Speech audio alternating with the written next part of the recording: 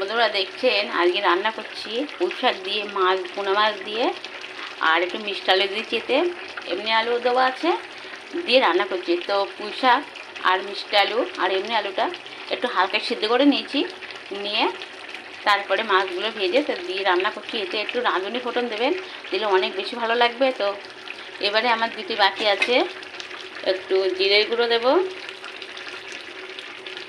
এই যে বন্ধুরা দেখছেন জিরের গুঁড়ো দিচ্ছি, আর দেবো ধনের গুঁড়ো।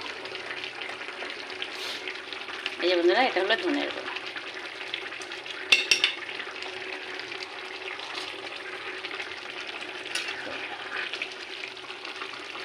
এবারে এটাকে দিয়ে নাড়াচাড়া করে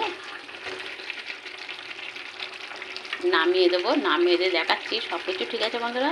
ভিডিওটা আগে চালু করব, কিন্তু এমন একটা লোক আসলো এসে কথা বলতে বলতে বন্ধুরা আমার রান্নাটা হয়ে গেছে, আমি ভুলেই গেছিলাম যে আমার ভিডিওই করতে হবে।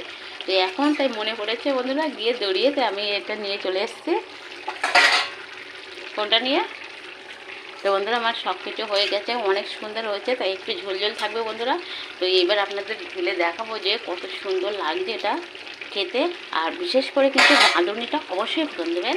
রাঁধুনিটা ফোড়ন দিলে কিন্তু অনেক ভালো লাগবে খেতে, অনেক মজা লাগবে। এবার ঢেলে এবার আপনাদেরকে দেখাচ্ছি। তো বন্ধুরা দেখুন এটাকে ঢেলেছি, কত সুন্দর একটা কালার এসেছে ঢালার পরে। আর এই দেখুন কত ভালো লাগছে দেখতে। রাঁধুনি ফোড়ন দেওয়া হচ্ছে, শুকনো লঙ্কা ফোড়ন দেওয়া হচ্ছে, যে সব কিছু দিয়েই অনেক ভালো একটা, অনেক মজার একটা জিনিস। বা এটা মিষ্টি কুমড়ো দিয়েও ভালো লাগে, কিন্তু আমি এটা মিষ্টি আলু দিয়েছি, যেটাকে বলা হয় মৌ আলু, সেটা দিয়ে রান্না করেছি। তো আপনারা চাইলে এটা দিয়ে রান্না করে একবার চেষ্টা করে ট্রাই করে দেখবেন যে কেমন লাগছে। তো যদি ভালো লেগে থাকে লাইক কমেন্ট শেয়ার অবশ্যই করবেন, সাবস্ক্রাইব করে দেবেন। আর বেশি বেশি করে আমার রান্না এইভাবে দেখতে থাকবেন, আর আপনার বন্ধুবান্ধবদের কাছে আমার রান্নাগুলো শেয়ার করে দেবেন।